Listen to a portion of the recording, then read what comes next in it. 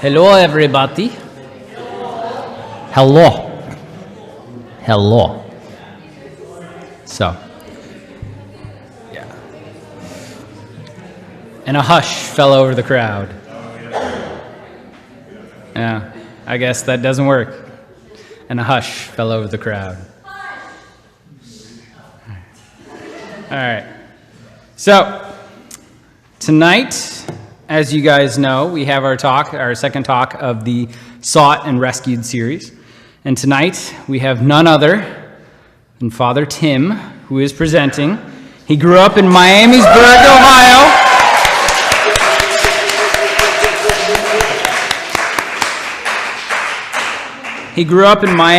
Ohio. Went to the Air Force Academy, where he served there for 2 years, and then discerned that God was calling him to be a priest, and we are ever so grateful that he has done so. And then, since he became a priest, he has priest friends, and one of his priest friends goes on crazy adventures with him. Some of them have been highlighted in some of his homilies. One of them is he was actually caught in a forest fire. We're talking about like a forest blaze in which the person who came to rescue him jumped out of the chopper and said, like, hey, I know there's not enough for everyone, but I'm going to stay here with you. So, and the guy who was with him started to get worried. So, yes, he's been in a raging inferno.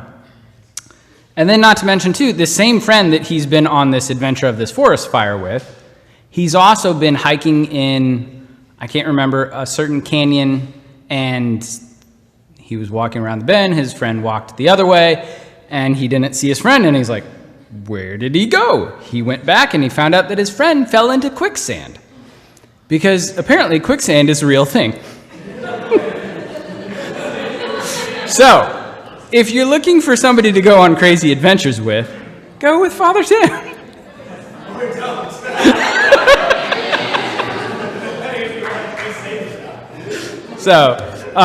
But nonetheless, our captain, yes, pun intended, with his dog, but our captain here at the chapel, Father Tim Fahey.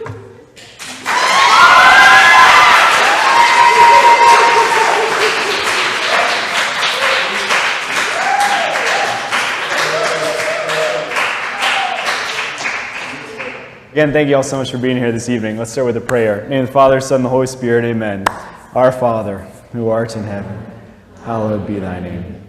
Thy kingdom come, thy will be done, on earth as it is in heaven. Give us this day our daily bread, and forgive us our trespasses, as we forgive those who trespass against us. And lead us not into temptation, but deliver us from evil. Amen. In the name of the Father, Son, and the Holy Spirit, amen. All right, I was pretty excited earlier because I got the live stream up and working when it shouldn't have been, and I was shouting in happiness, and now my voice is just like really scratchy. You get old and you shout once and it's just gone. That's the end of it. Beautiful. So today we're talking about Cain and Abel. Yeah. I had a teacher in I don't remember where. At the beginning of every class, he'd be like, so what the heck did we talk about last week? And we'd have to sit there and explain what we talked about because you can never remember. So last week, what we talked about was the fall. We talked about those two people, Adam and Eve is their names, right? We talked about how Grandpa and Grandma there were made for each other, they were made for happiness, they were made for paradise, and they had it. They were in God's family, right? But then through their own disobedience, through their own lack of trust, they lost it, and they radically wounded that relationship with God, their relationship with each other, their relationship with the very earth that they had been placed there upon. What used to be a paradise isn't anymore, right? Some bug up here. But despite the fact that that's a substantial tragedy, like that loss is going to come up. That's a substantial tragedy. It's the loss of it's the loss of paradise. And yet, despite the shame and the feeling of loss that they would be experiencing at that point, God gives them hope. He gives them hope of a future. And in particular, he promises them that one of their descendants will crush the serpent, the head of the serpent who just tricked them. Like, so that one of their descendants will undo this curse, will undo this loss and restore them to paradise. So I want you to put yourself in this situation, right? You're one of them. You're Adam, you're Eve. Like, you have just this hope that maybe somebody that you know, maybe your own children, would be able to be the ones to undo this massive screw up that you have just like inflicted upon all of humanity, which at this point is just you and your wife, but you know, it's gonna be big, right? So, I keep unscrewing this thing as though I'm gonna take a drink and then I don't.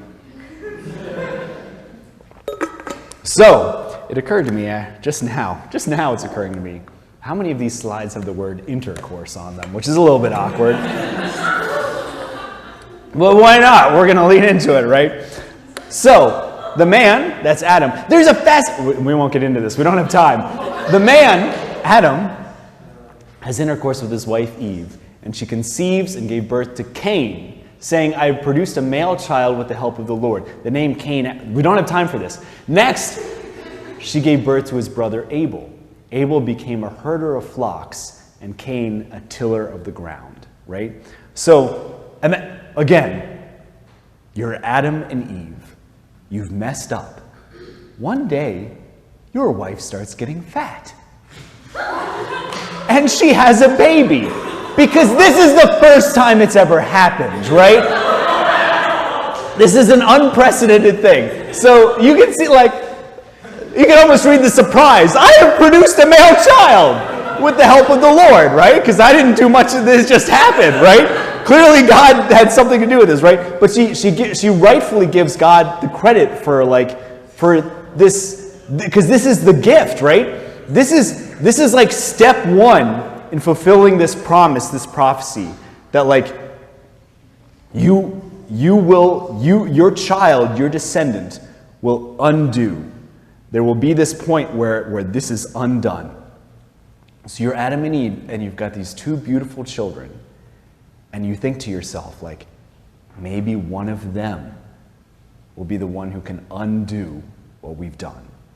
So this is a time of great hope. You've got this family, this first family. They're dealing with this huge loss. They're dealing with a lot of division and conflict that has come from the fall. And yet, there's this huge hope that like, maybe one of them will be the one to undo this, right? In the course of time, so time passes. In the course of time, Cain, our son, brought an offering to the Lord from the fruit of the ground, while Abel, for his part, brought the fatty portion of the firstlings of the flock. The Lord looked with favor on Abel and his offering, but on Cain and his offering he did not look with favor. So Cain was very angry and dejected. Now you can kind of gather from this, look at this, oh man, that the fatty portion of the firstlings of the flock is like a greater offering, a greater gift. But whatever the deal is, Cain's gift is not as full, is not as sincere, is not as much of a sacrifice, is not like a real, for somehow full and pure gift to the Lord. So, like, for some reason, God is more happy with Abel's than he is with Cain, right? Then the Lord said to Cain, "Why are you angry?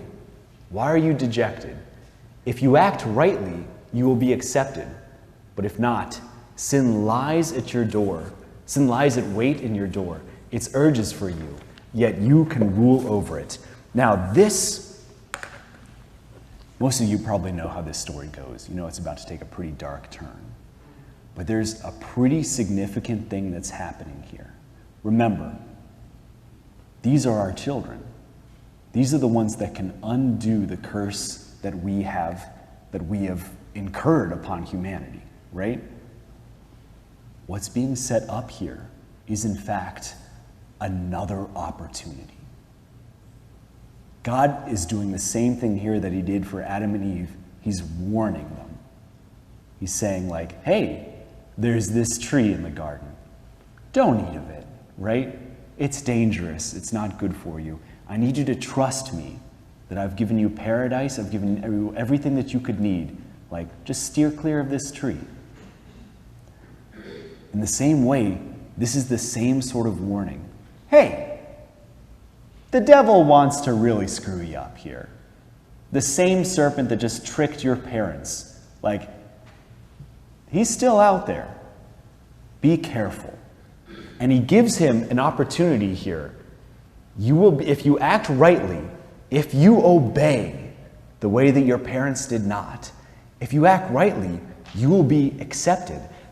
Oh my gosh, there's so many things here. The word accepted actually means like you will be uplifted, which could in fact mean like if you are obedient, if you follow me, if you act rightfully, then all of humanity will be uplifted again. There will be some measure of restoration if you act rightly. And then he says, the enemy lies at wait.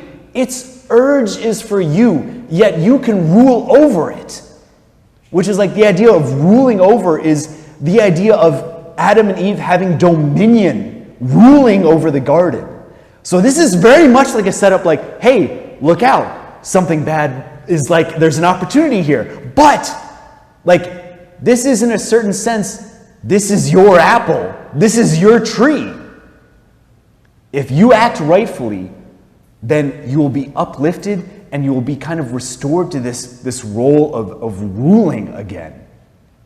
Pretty cool, right? Like, in the hearts of Adam and Eve, in the hearts of Cain, this should be like your heartbeat quickens a little bit. Like, this is the chance, this is the chance. But, tragedy. Cain says to his brother Abel, let us go out in the field. While they were in the field, Cain attacked his brother Abel and killed him. Then the Lord asked Cain, where is your brother Abel?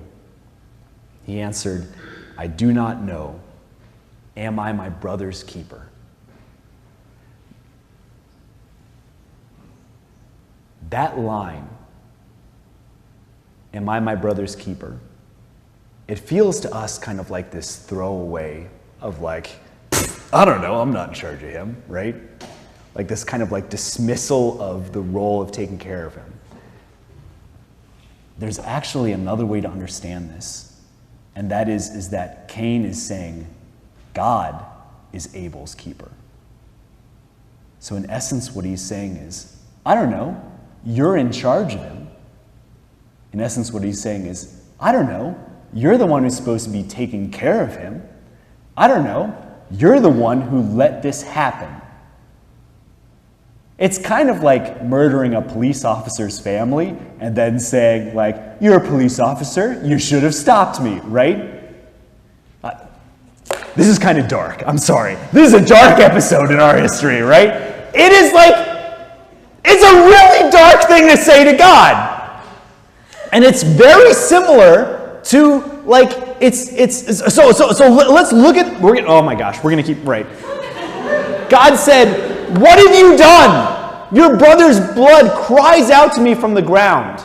You are banned from the ground that opened its mouth to receive your brother's blood from your hand. If you till the ground, it shall no longer give you produce. You shall become a constant wanderer on the earth. So, let's look. So here we had this opportunity. Here, Cain has sort of his own chance here to maybe make some restoration, to succeed where his parents failed. He has the chance, and he is the hope. This boy of ours is the hope that he might fix what we messed up. He gets the chance to obey. He gets the chance to rule again. He gets the chance to trust God. But instead, like, he again, the same way that his parents did, he fails. The question that God asks, what have you done, is actually the same question he asks Eve after it happens. What have you done? He gives the same response of blaming other people, blaming even God. This woman you put here did this to me. This is your fault. well, you're my brother's keeper. He follows the exact same footsteps of failure as his parents. And his poor parents, Adam and Eve, like, not only is one of their sons murdered, which, man, this is dark, right? This is a dark episode. They've never had it, like, the same way that this is the first child that's ever been brought into the world, this is the first time that any man has ever died. Like, can you imagine what it would have been like for them to wrap their heads around the loss of their son Abel? And to know that their son Cain, who could have been the one to restore things, who could have been the descendant that had been prophesied about, who could have been the one that the Lord promised, instead has turned away from the Lord, has disobeyed, has killed. It's the same fault, and it carries the same consequence of death and curse. This curse that God puts on the ground, it ratchets up actually the fall. It's pretty nuts. So he tells him the same way, like, so Cain he was a farmer, right? He was a farmer. He was a farmer. And it's his job to till the soil and nurture it and upplant, corn and beans or whatever, they're growing. But here he waters the ground that he's supposed to be caring for with the blood of his brother. And so the Lord's rightfully this ground can't bear fruit for you anymore. Like, look what you've done. This curse actually is like a everybody from here on out sort of thing. We'll hear more about what becomes of that later. But from this point on, they cannot till the soil. They are wanderers.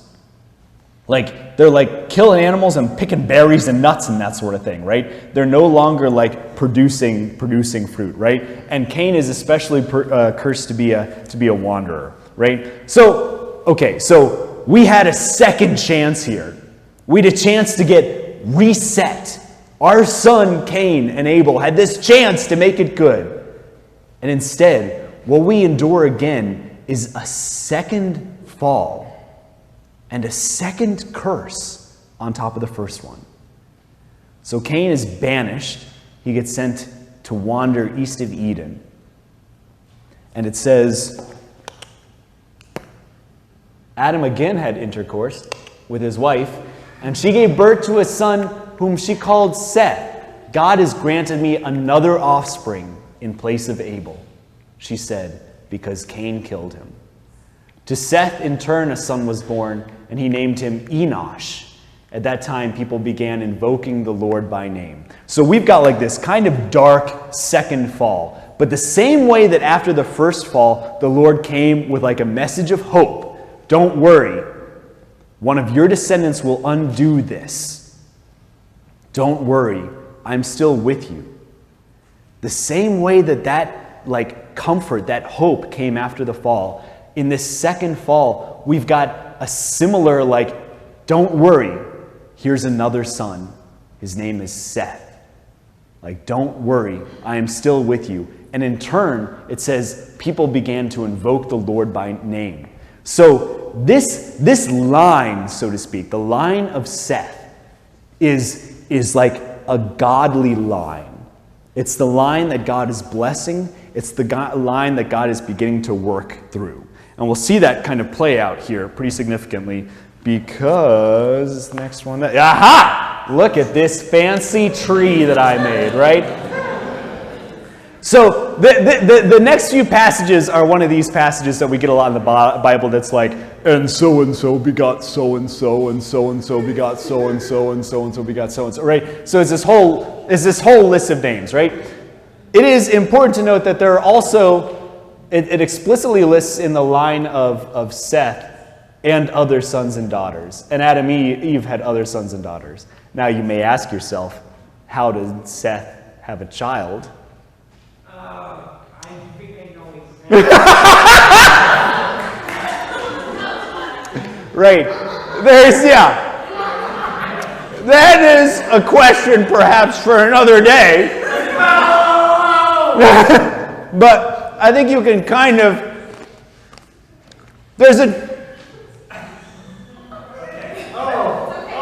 right. At that point, there are no other fish in the sea. At that point, yeah, it's another thing for another day. But if you are, there is an answer to how that all worked out and how it's not just super creepy. But it is a little bit creepy. All right, so Seth, so here's the line, right? So Abel is dead. Abel is dead. I should have got like a big just, that would have been dark. We get one of these things where first it starts going through the line of Cain. So Cain goes and settles to the east of Eden. He's kind of a wanderer there. He has kids also. He has, and his line, we've got his boy Enoch, Enoch's boy Irad, Irad's boy Mehujael, Mehujael's boy Methusael, Methuselah's boy Lamech. My favorite, though, is the last one. Lamech names his kids Jubal, Jabal, and Tubal-Cain. Now, at this point, there's no we'll name you after our great-great-grandfather, right? They're just coming up with these names on the fly. So this line here, the line of Cain, is to be kind of considered the earthly line, right? They're inheriting the curse of Cain, as are all people, but they are in a special way, right? Lamech here, he actually, and it's said, we're not going through all the details here, but Lamech is also, he's a murderer. He kills somebody. Jubal, Jabal, and Tubal-Cain are noted for Jubal becomes the kind of progenitor for the musicians, the lyre and reed. Jabal becomes the progenitor for those who care for livestock. Tubal-Cain is a smith, right? Like a blacksmith. So he works in bronze and iron. So we see a lot of innovation here. These are people who are making good, who are creating. But there's also the connotation with Tubal-Cain here that he's producing, that's going to keep being funny, I guess, that he's also producing weapons, like swords and knives. So this line has got some goodness to it, but is also still kind of bearing the mark of Cain, so to speak, as far as bearing this heritage of violence and this heritage of evil and darkness in a certain sense, right? So Seth, on the other hand, Seth has his boy Enosh and his boy Kenan. Look at this one, Mahalalel. Of all the names on this list, though, then we got Jared. Which is Jared here? I don't know where Jared must have left. Enoch. So again, we're working off another Enoch and an Enosh here. Methuselah, who you probably heard of. Methuselah grows to be 999 years old when he dies. Lamech, which is also the same as this Lamech, I'm just now realizing. That's weird. And then his boy Noah. So what we've got here is this whole line of both houses. It said here. We might have to come back to this to make things make sense. When Lamech, that's the Lamech from the line of Seth, was 182 years old, he begot a son and named him Noah, saying, oh dear, this one shall bring us relief from our work and from the toil of our hands out of the very ground that the Lord has put under a curse. So this shows that everybody's kind of dealing with this curse from Cain, right? And Lamech is the same way, the same way that Adam and Eve would have looked at their son and be like, maybe him. Lamech looks at his boy Noah and says, maybe he will be the one. And you can kind of imagine down that whole line, them being like, maybe my boy Kenan, maybe my boy Mahalalel, maybe my boy Jared, right? Maybe where I failed in my chances to trust the Lord and obey him, maybe my son will be the one who can turn this around. Maybe my son will be the one that the Lord will work through to restore us to where we were, right? So that's what he says about Noah. Now, we are going to take like a pretty solid detour here for just like a little bit to handle Genesis 6:1. I don't know if any of you guys have like read through the Bible start to finish. A lot of people start and they hit Genesis 1 and they're like, I don't know about this anymore. Because it's got this weird line. This is 2 verses. When human beings began to grow numerous on the earth and daughters were born to them, the sons of God saw how beautiful the daughters of human beings were, and they took for their wives whomever they pleased. It says later, after the sons of God had intercourse with the daughters of human beings who bore them sons. Right? So you've got this weird thing that's like, okay, is that like angels coming and having intercourse with people? Yeah. I refuse to believe that idea. Yeah. So that's not a very good translation that doesn't, or understanding that doesn't seem to fit into like anything in the rest of the faith or the rest of the scriptures. The way that I have heard this interpreted, which frankly makes a lot of sense to me, and I think is an excellent translation, but it more is like very relevant to our story thus far, is that when this refers to the sons of God, they're talking about the godly line of Seth, right? These folks, oh dear, these folks. And when they're talking about the human line, like the earthly line, they're talking about these folks. And so that what this is supposed to represent is not like this weird, like, I don't know if you guys saw the movie Noah with Russell Crowe. Yeah, those weird like rock things. That's where this is 6:1 is where they're getting that. Is this idea, oh dear, we're all over the place. This idea that they're like these like mixes between angels and people or something weird. But what this is probably meaning to say is that these folks of the godly line are mixing with the folks that are like kind of under this curse, which is bad, right? Because it's in a certain sense rejecting that God is going to work through the holy line, right? And it's especially interesting when you look at the fact, this is really crazy. When Adam and Eve took the fruit from the garden, do you remember, anybody remember what it says? Like the like kind of steps that it took. What's that? Right, they saw that it was, I don't know if you said the same thing. No.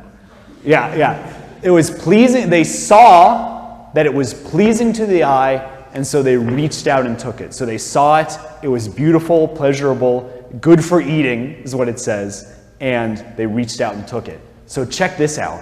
The sons of God saw how beautiful, pleasurable the daughters of human beings were, and so they took them. This is, in a sense, the third fall. No, right?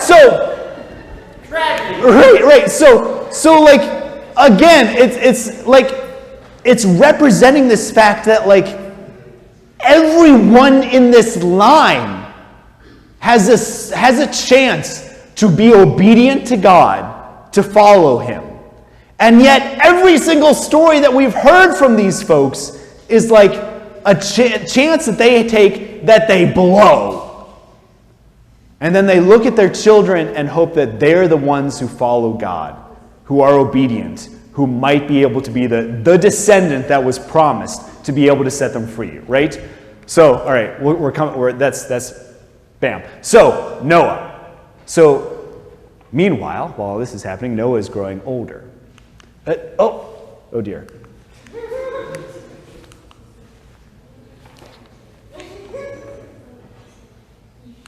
Yeah, we're doing okay. So you guys know God looks down upon the earth and he's seen all this evil. He's seeing the murders, he's seeing the weaponry, he's seeing the destruction. And I don't know if you guys have ever had the experience, like you talk to somebody who's a dad, and he's like, you know what, if somebody beats me up, okay. But if somebody beats my kid up, I'm taking them freaking down, you know? There's a special pain that you feel in watching your loved ones be hurt. God is looking on his children and seeing them killing each other, and seeing them hurt each other, and seeing them just be wicked and evil. And he looks on that and he's like, his heart is grieved, right? So he says, the Lord saw how great the wickedness of human beings was on earth. And not just like they really sucked, not just like, hey, these guys aren't that great, you know, they could be better, but every desire that their heart conceived was always nothing but evil. That is to say, there is nothing left in their hearts that's even on a good day, oh, hey, something good would be a nice change of pace. It's just evil all the time. Every desire that their heart conceived was always nothing but evil. Not even a piece of cake would be nice, right? Not even things would not, not even neutral thoughts, just evil thoughts. That's where we're at, right? So we're not sometimes it's easy to feel bad for these people who get wiped away by the floods. They were straight evil. They were super bad, right? So, but Noah and his sons find favor with the Lord, right? So, he tells Noah, think about how this plays out, because this is awesome. He starts out with a warning.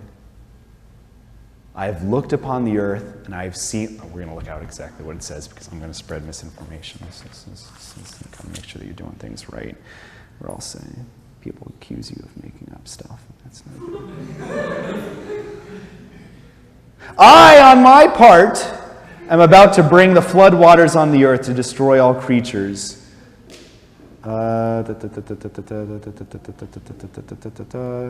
So he starts out with this warning, right? Now, it's the same sort of warning that he gives to Adam and Eve, the same sort of warning that he gives to Cain. It's hey, this thing is coming. And Noah has the same chance, the same opportunity for what? To be obedient, to be righteous, to be accepted. And in a sense, to manage and have dominion over all creatures, right? Because he's going to put all the creatures in a boat, right? So he gives him the same chance. And where Cain and Adam and the sons of men, all blow this shot, all refuse to trust, all disregard the warning, Noah listens. And Noah trusts. The big sort of thing is it's a lot of work to build an ark, right? And if somebody told you there was going to be a big flood and you should build a really big boat, would you do it? It's Noah totally did. He trusted with all of his heart and undertook this pretty substantial undertaking to build a big freaking boat and put a bunch of freaking animals in it, right? So he does. He actually listens. And does anybody know how many animals he puts of each type, species? Everybody says he put two, one male and one female, and yet there are other verses in the Bible that suggest otherwise. So it actually says it's 7 pairs of the clean species and 2 pairs of the unclean. No, 1 pair of the unclean species, right? So it's because you can't eat the unclean species, and so you're going to need a little bit of the extra of the clean ones. So actually, that's because they have to have something to eat while they're on the boat, right? So, and he's got dominion, right? Oh my gosh.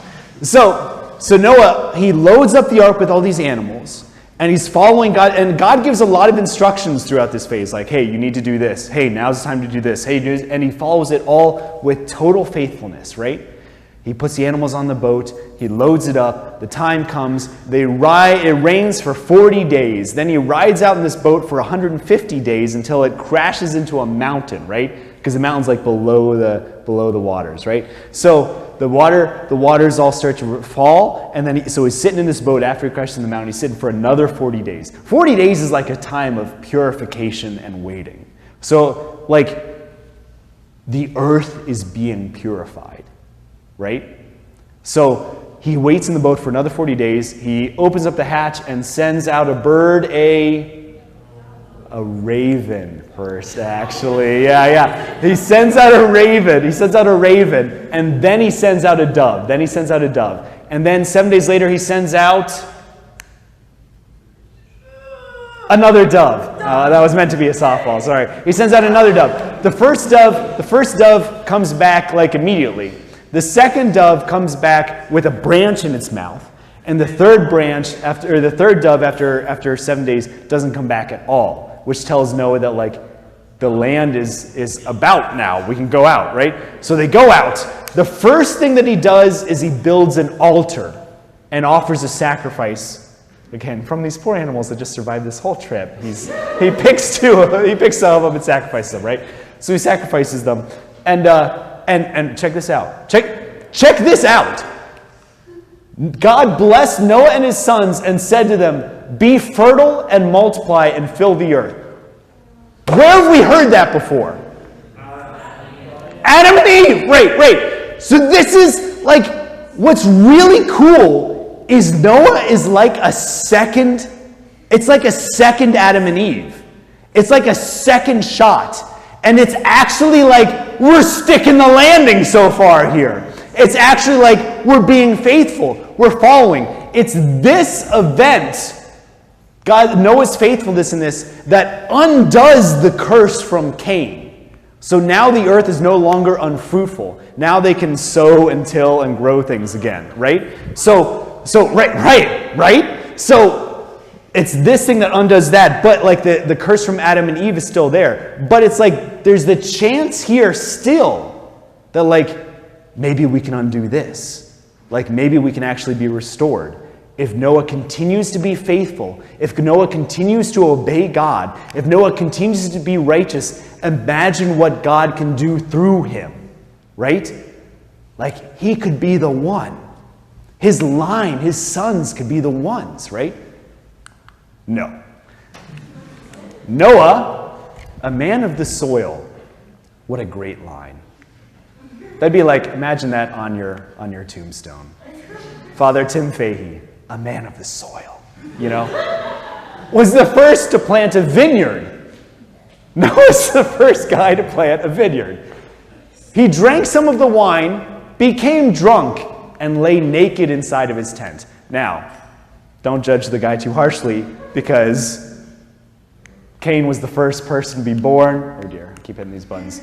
Abel was the first person to die. Noah's the first guy to ever grow grapes and the first guy to ever drink wine. So he doesn't actually know that it gets you drunk until he's drunk, right? So drunk that he's laying naked inside of his tent. So he's inside his tent.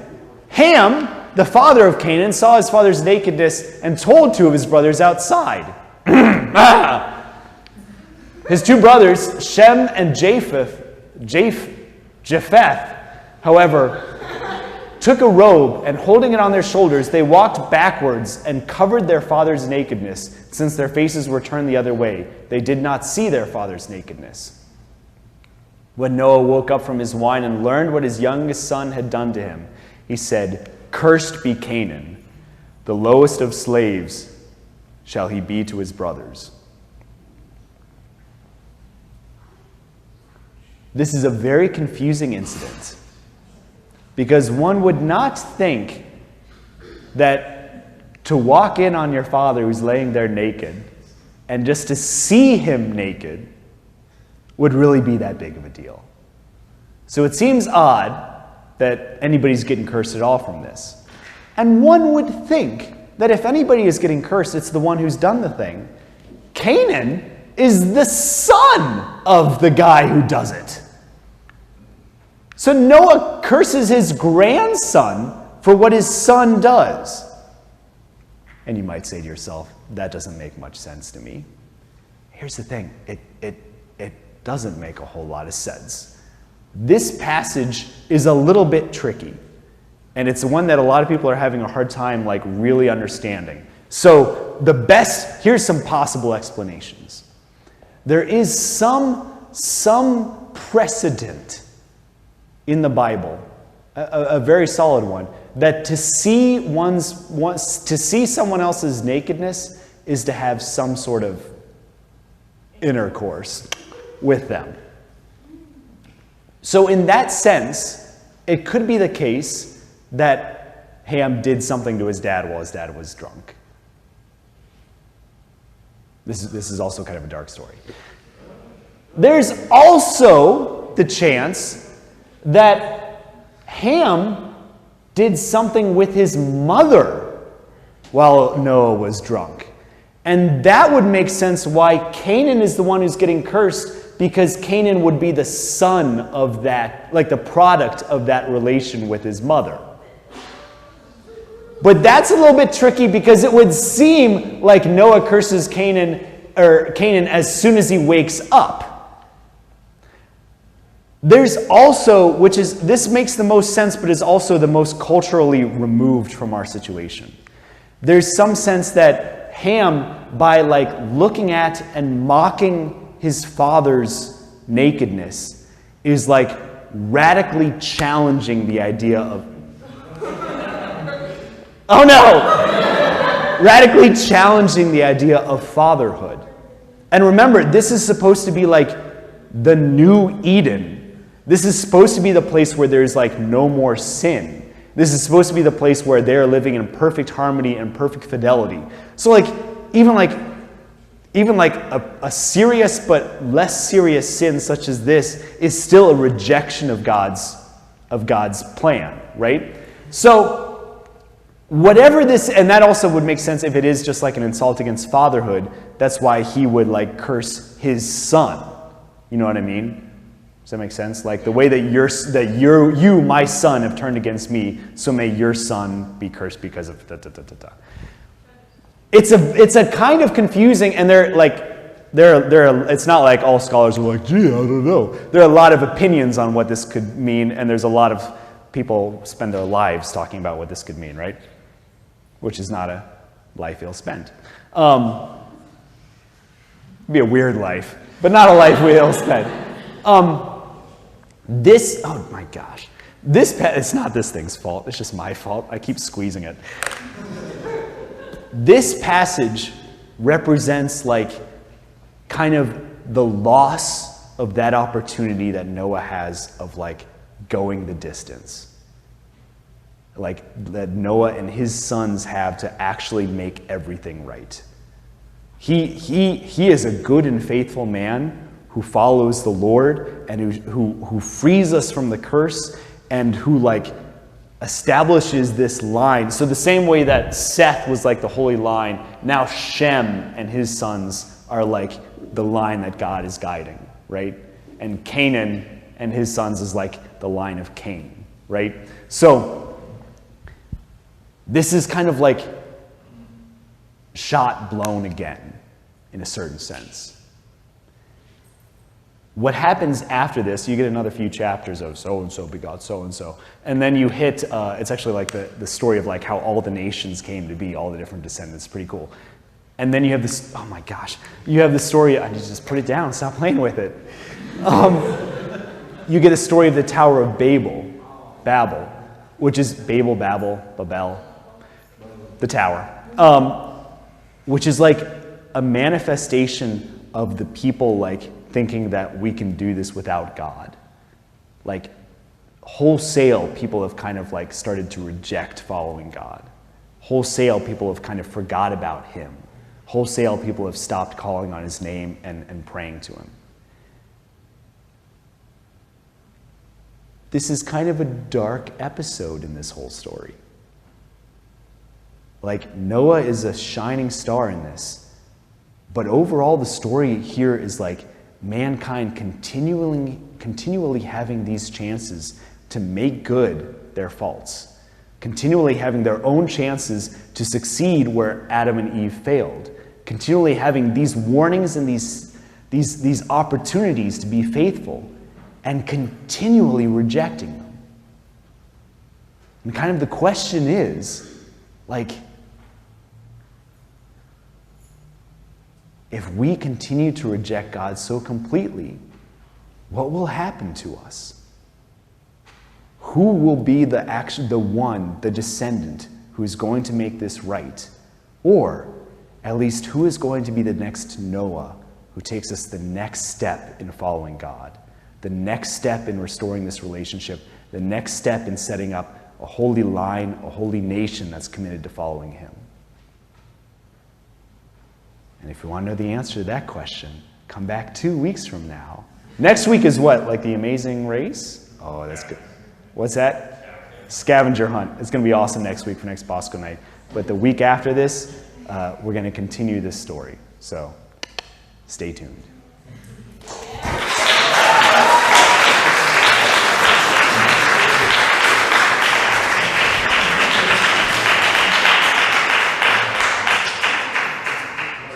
It looks like people cleaned up outside. I think we're in good shape. So thank you all for coming. Please feel free to stick around, or if you have homework. Oh yeah.